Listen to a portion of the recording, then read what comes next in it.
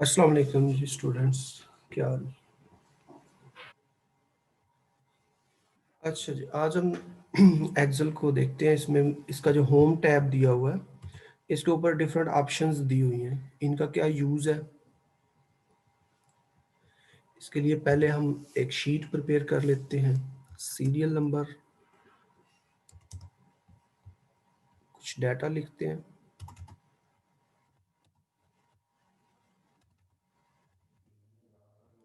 Serial number का हमने column बना लिया। उसके बाद हम कहते हैं जी रोल नंबर का कॉलम है। रोल नंबर के बाद उसका स्टूडेंट का नेम रख लिया। लेक्चर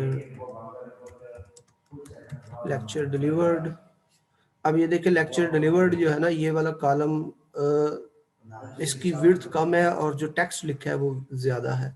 तो इसके दो तरीके होते हैं, या तो हम कॉलम की विड्थ को बढ़ा लें यहाँ से, ठीक है, या क्या करें, इसको इस तरह से करके, ये जो लेक्चर डिलीवर्ड का वर्ड है ये कॉलम की विड्थ से बढ़ गया, इसको यहाँ पे ऊपर दिया हुआ है रैप टेक्स्ट। रैप टेक्स्ट पे क्लिक करेंगे तो ये देख लें, इस तरह वो एक सेल के अंदर एडजस्ट हो गया। रैप टेक्स्ट को ख़त्म करेंगे तो ये कॉलम की विड्थ से बढ़ जाएगा। तो इसका तरीका है कि इसको डबल क्लिक करेंगे तो ये ऑटोमेटिकली एडजस्ट कर लेगा, और कॉलम की विड्थ जो है वो उतनी बढ़ जाएगी। लेक्चर डिलीवर्ड के बाद है जी लेक्चर अटेंडेड।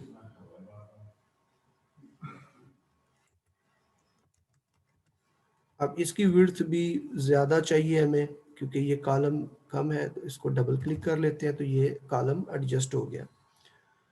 यहाँ पे परसेंटेज निकाल लेते हैं। सीरियल नंबर क्या होता है, 1 2 इस तरह। इसको फिल हैंडल से हम कॉपी कर सकते हैं, नीचे ड्रैग करेंगे यहाँ से। रोल नंबर 201 से शुरू कर लेते हैं, इसको ड्रैग करेंगे, इसको फिल सीरीज कर देंगे। नेम, नेम जो है वो हम कहीं से कॉपी कर लेते हैं, कुछ नेम ये ले लेते हैं, कंट्रोल सी कर लिया, यहाँ पे जाके कंट्रोल वी कर लिया।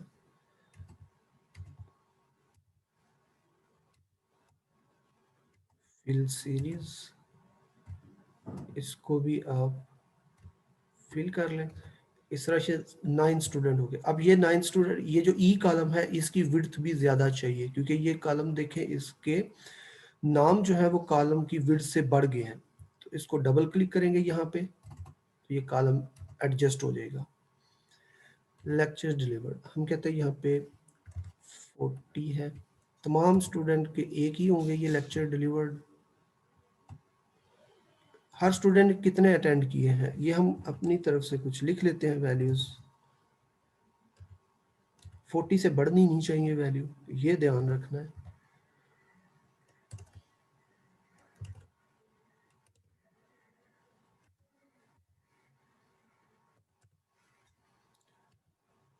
परसेंटेज, अब ये परसेंटेज हम खुद नहीं लिखेंगे, क्योंकि ये एक कैलकुलेटेड वैल्यू है। परसेंटेज कैलकुलेटेड वैल्यू मतलब ये कैलकुलेशन बनेगी लेक्चर डिलीवर्ड से लेक्चर अटेंडेड, और फिर जो है वो परसेंटेज निकलेगी। और अगर हम यहाँ पे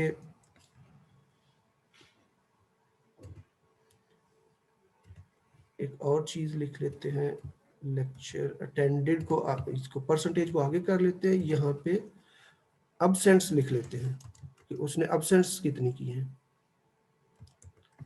तो अब्सेंट्स किस तरह निकलेंगी, जितने डिलीवर हुए हैं उसमें से अटेंडेड को माइनस कर देंगे, तो ये क्या निकल आएंगे, अब्सेंट की वैल्यू। ये भी खुद कैलकुलेट करके नहीं लिखनी, बल्कि इसका फार्मूला लगाना है। और परसेंटेज जो है ये भी कैलकुलेटेड है, इसका भी फार्मूला ही लगेगा। इस चीज़ को अगर हम थोड़ा सा फॉर्मेट करना चाहते हैं, अब असल में चीज़ है कि हम होम टैब के ऊपर जो डिफरेंट ऑप्शंस हैं इनको भी देखना चाहते हैं कि ये क्या है। अब ये जो है इसको हम बोल्ड करते हैं, क्योंकि हेडिंग्स जो होती हैं ये अक्सर बोल्ड होती हैं। ये फॉर्मेटिंग भी हमने करनी है और फार्मूला को भी सीखना है। तो इसको हम यहाँ से सिलेक्ट कर लिया, इतना ये ऊपर हेडिंग जो है इसको सिलेक्ट करने के बाद यहाँ पे क्या कर देना है, बोल्ड कर देना है, तो ये बोल्ड हो गया। इसके बाद ये रोल सीरियल नंबर जो है, ये कॉलम की विड्थ थोड़ी ज्यादा है, इसको हम एडजस्ट करके कम कर लेते हैं। इसको जो है वो सेंटर में लेके आना है, तो ये सेल के सेंटर में ले आते हैं। रोल नंबर जो है इनको भी सेंटर में ले आते हैं। ये वैल्यूज जो है इनको भी हम फॉर्मेट कर देते हैं सेंटर के अंदर। इसका फॉन्ट जो है वो हम बदल देते हैं।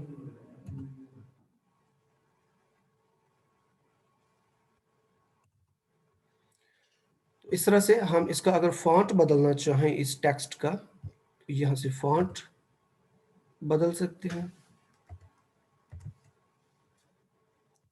डिफरेंट टाइप के फॉन्ट्स दिए हुए हैं, वो अपनी मर्जी से आप बदल सकते हैं। एक और चीज होती है कि इसके ऊपर बॉर्डर लगा देते हैं। इतना एरिया जो है, ये इतने सेल आपने सेलेक्ट कर लिए। यहाँ पे ये देख रहे होंगे फॉन्ट की जो कमांड दी हुई है, यहाँ पे ये बॉर्डर है, तो इस बॉर्डर के ऊपर ऑल बॉर्डर्स आप कर दें। ये ऑल बॉर्डर्स लग गए। इसकी विड्थ आप एडजस्ट कर सकते हैं। इसका बैकग्राउंड अगर चेंज करना है, तो इतना सेल जो है इसको आपने सिलेक्ट कर लेना है, और यहाँ से इतने एरिया का बैकग्राउंड भी आप चेंज कर सकते हैं। ऊपर हेडिंग वाला एरिया जो है, इसका बैकग्राउंड आप यहाँ से बदल सकते हैं, इसके ऊपर जो बैकग्राउंड लगाना है। ठीक है, इस तरह हम पूरी शीट जो है इसको देखे फॉर्मेटिंग कर रहे हैं इसकी। यहाँ से फॉन्ट बदल लिया। यहाँ से अगर फॉन्ट साइज को बदलना है, इस वक्त ये फॉन्ट साइज 10 है। अगर इसको मजीद बढ़ाना हो तो यहाँ से बढ़ सकता है, ये 12 पे चला गया। यहाँ से ग्रो श्रिंक उसी तरह, इंक्रीज फॉन्ट यहाँ से भी हो सकता है, श्रिंक भी हो सकता है यहाँ से। ये टेक्स्ट का कलर है, टेक्स्ट का कलर जिस तरह का देना है वो टेक्स्ट कलर आप यहाँ से दे सकते हैं। टेक्स्ट कलर हमेशा ऐसा दे जो नजर भी आए, प्रॉब्लम क्रिएट ना करे देखने में। बोल्ड इटैलिक अंडरलाइन की ऑप्शन उसी तरह।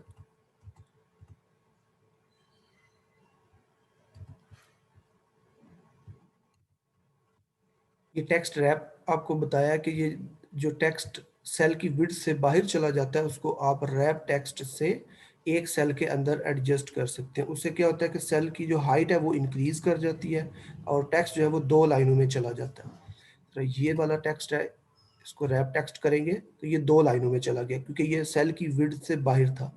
ये वाला नाम भी सेल की विड्थ से बाहर है, तो इसको भी रैप टेक्स्ट करके सेल की विड्थ के अंदर ला सकते हैं, लेकिन फिर सेल की हाइट जो है वो बढ़ जाएगी।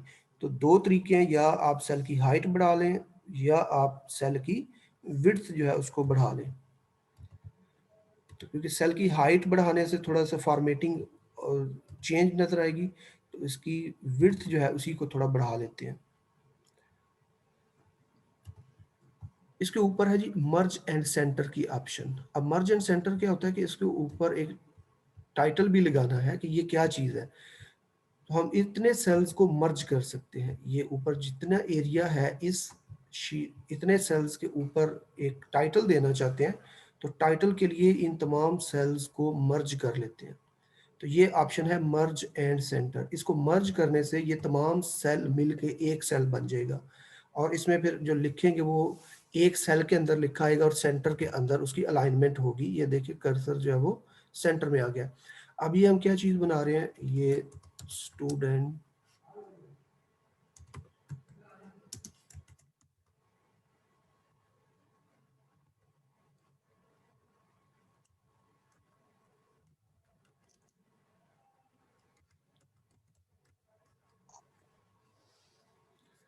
इसको आप नेक्स्ट टेक्स्ट जो है वो दूसरी लाइन पे लेके आना चाहते हैं, तो यहाँ पे ऑल्ट एंटर प्रेस करेंगे। ऑल्ट एंटर, सिर्फ एंटर नहीं प्रेस करेंगे, ऑल्ट एंटर।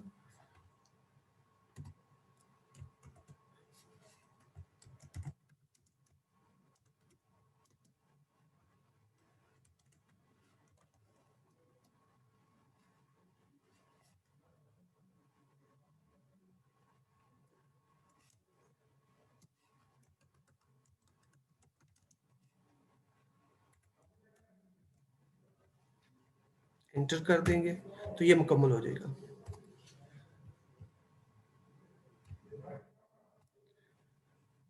इस सेल के ऊपर अगर आपने कोई इस इतने एरिया के ऊपर कोई स्पेस क्रिएट करनी है तो स्पेस क्रिएट करने के लिए इसके ऊपर आप एक मजीद रो ऐड कर सकते हैं।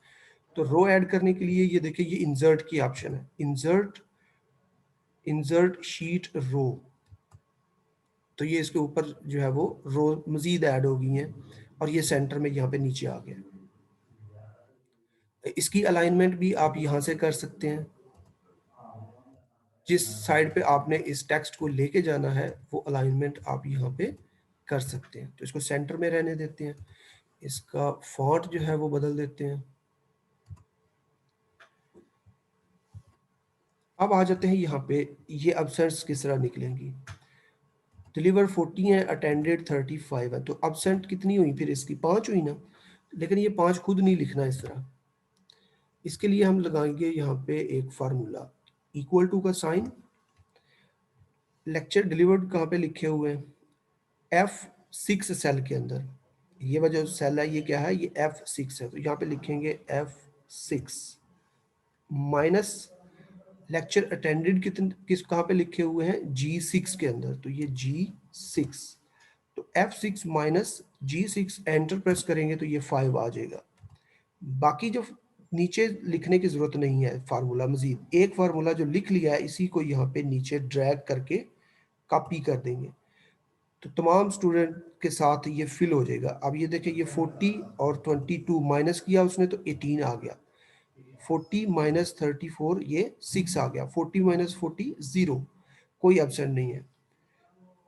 अगर यहाँ पे आप डाटा को चेंज करते हैं तो वो ऑटोमेटिकली रिकैलकुलेट हो जाएगा, ये रिजल्ट जो है ये रिकैलकुलेट हो जाएगा। अब इसके ऊपर आप कंडीशनल फॉर्मेटिंग कर देते हैं कि आपको ये प्रोमिनेंट हो जाए, वादे हो जाए कि जो 50 यानी कि ये 40 है तो 20 से जिनकी वैल्यू कम है, पहले तो इसके ऊपर लगा सकते हैं, दोनों के ऊपर लगा सकते हैं। पहले ये फार्मूला लगा लेते हैं परसेंटेज वाला भी, और फिर कंडीशनल फॉर्मेटिंग कर लेते हैं इसकी। तो परसेंटेज किस तरह निकलेगी जी, कितने परसेंट बनी है इसकी अटेंडेंस, इक्वल टू परसेंटेज किस तरह निकालनी है, उसने अटेंड कितने किए हैं, अटेंडेड कहाँ पे लिखा हुआ है, G6 के अंदर, तो G6 डिवाइडेड बाय डिलीवर कहाँ पे है, F6, तो F6 मल्टीप्लाई 100, तो ये उसकी आ गई परसेंटेज। और इसको भी फिल हैंडल से कॉपी कर दिया। जहाँ पे 40 था उनकी परसेंटेज भी आपको नजर आ रही होगी 100% है, क्योंकि इनकी अटेंडेंस जो है वो 100% शो हो रही है। अच्छा जी, अब इसके ऊपर करते हैं कंडीशनल फॉर्मेटिंग।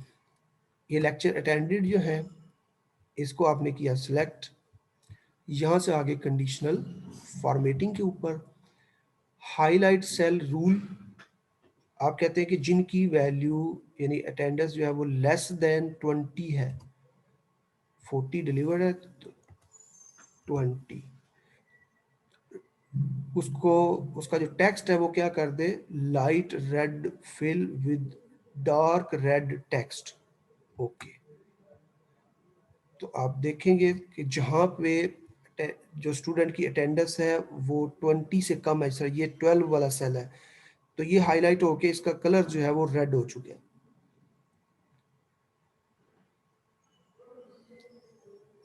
इस स्टूडेंट की भी अटेंडेंस को कम करते हैं तो ये भी ऑटोमेटिकली क्या हो जाएगा, रेड हो जाएगा। इसको कम करते हैं तो ये भी क्या हो जाएगा, ये रेड हो जाएगा।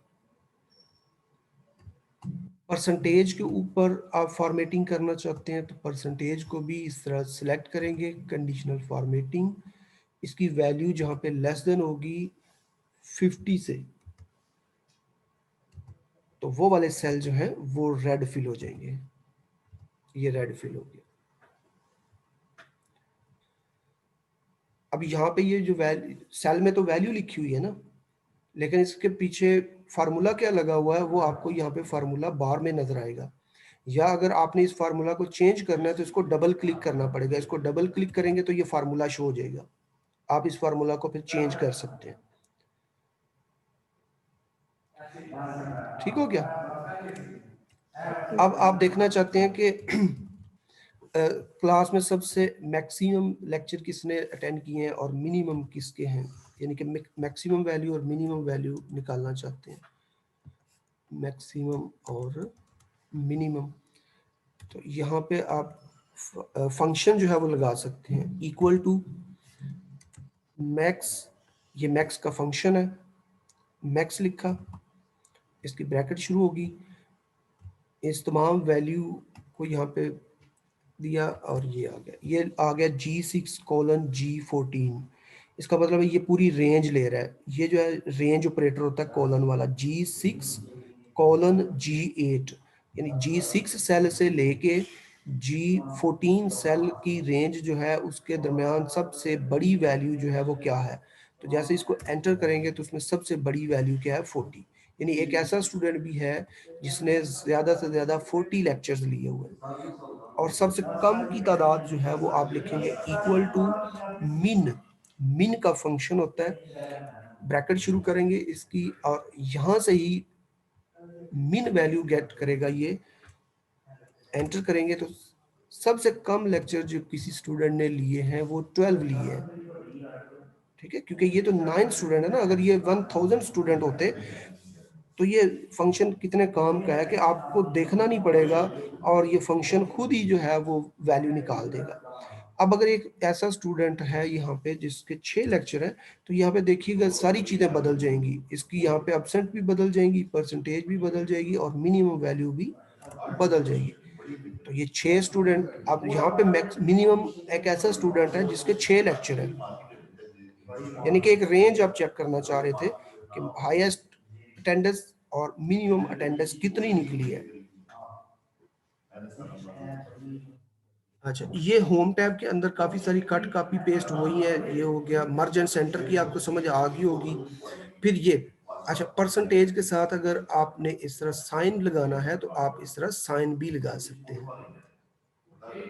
डायरेक्ट परसेंटेज निकल सकती है, वो किस तरह से, यहाँ पे जहाँ पे हमने मल्टीप्लाई 100 किया था, अब मल्टीप्लाई 100 करने की जरूरत नहीं है।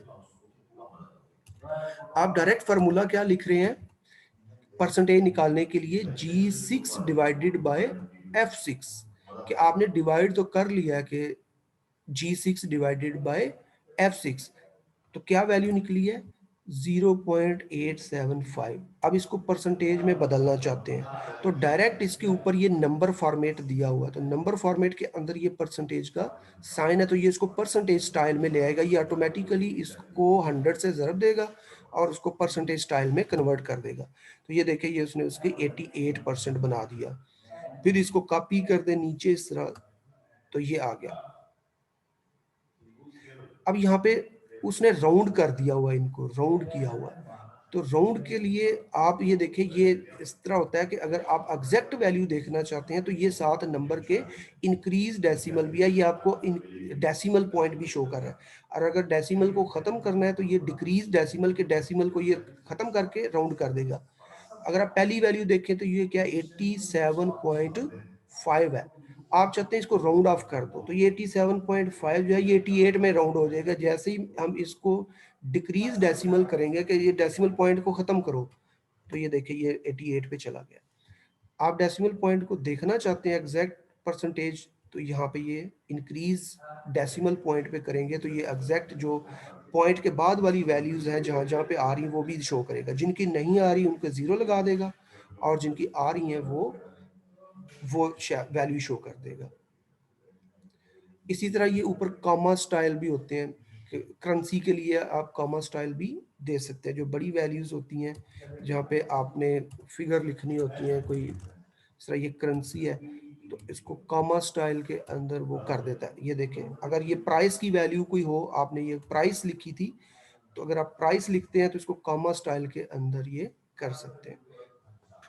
अगर एक और शीट बनाते हैं, टाइम भी है, उसमें हम लिखते हैं जी सीरियल नंबर,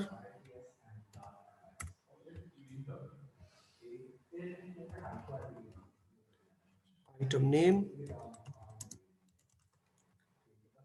उसकी प्राइस, डिस्काउंट कितने परसेंट है, और उसकी टोटल प्राइस कितनी पे करनी पड़ेगी। सीरियल नंबर हम इस तरह फिल हैंडल से भी कर सकते हैं। ये 1 है, इसको फिल हैंडल किया, फिल हैंडल से हमने सीरीज को फिल कर लिया। Item name, TV, computer, air conditioner, oven, refrigerator, price कितनी है जी, 20,000। कंप्यूटर की प्राइस 50,000, एसी 90,000, ओवन 15,000, रेफ्रिजरेटर 40,000। तो इस चीज को आप सेलेक्ट करके कामा स्टाइल के अंदर ला सकते हैं। कामा स्टाइल के अंदर देखा, ये जो करेंसी की फिगर है उसमें कामाज उसने लगा दिए। डिस्काउंट कितनी देनी है, आप कहते हैं जी हर आइटम के ऊपर 20% डिस्काउंट है, तो 20% डिस्काउंट जो है ये कैलकुलेशन से करनी है, ये कैलकुलेटर से नहीं करनी। ये यहाँ पे फार्मूला लगेगा कि इक्वल टू, आप कहते हैं कि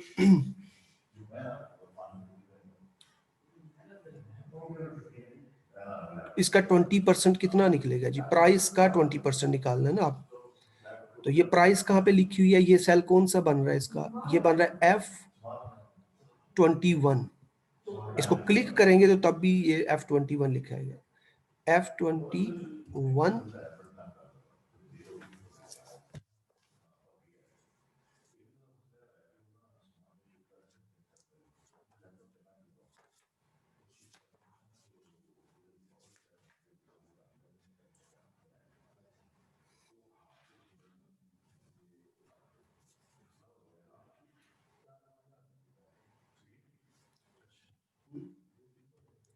F21 मल्टीप्लाई 20%, इस तरह आपने लिखना है, इक्वल टू F21 मल्टीप्लाई 20%।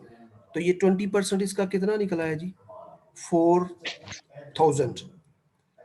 इसको कॉपी कर दे नीचे,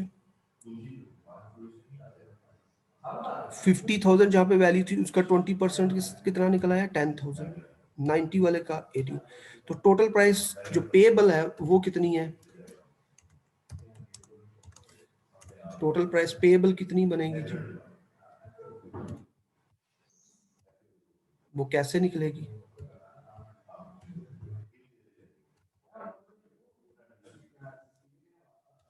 हाँ जी, प्राइस में से जो डिस्काउंट मिली है उसको माइनस कर देंगे, इक्वल टू प्राइस ये थी माइनस डिस्काउंट ये थी। तो पे कितना करना है कस्टमर ने, 16,000। इसको फिल कर दें तो हर आइटम की जो है वो पेएबल प्राइस निकल आई है।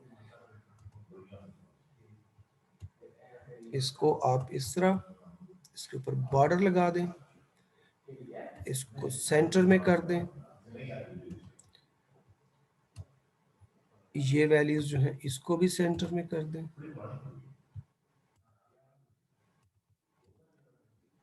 ये नहीं आ रही, अच्छा जी, इसका स्टाइल है ये, इसका कलर चेंज कर दें, इसकी हेडिंग को चेंज कर दें।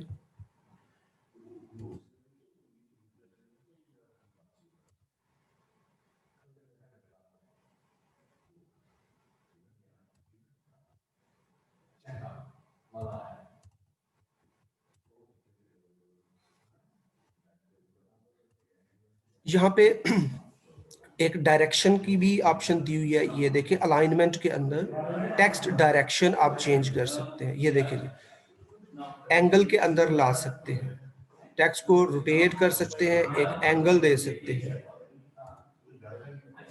वर्टिकल में लेके आना है हॉरिजेंटल में लेके जाना है।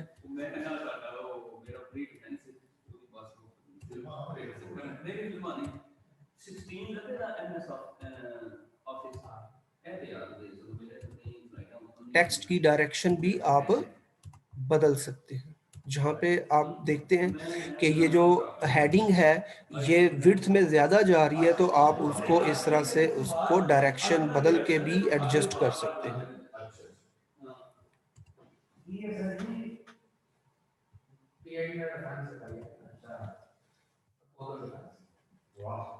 इसके बाद यहाँ पे ये इंसर्ट, अगर कोई कॉलम बीच में से मिस हो जाए तो एक मजीद कॉलम भी ऐड कर सकते हैं।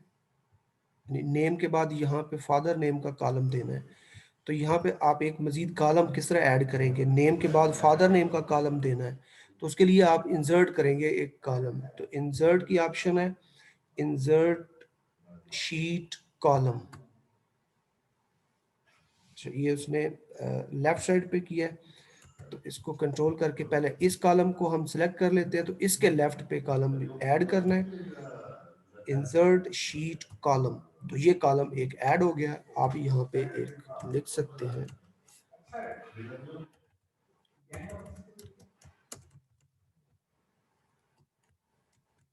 यहाँ से हमने कॉपी किया, यहाँ पे जाके मैं एंटर करता हूँ तो ये पेस्ट हो जाएगा।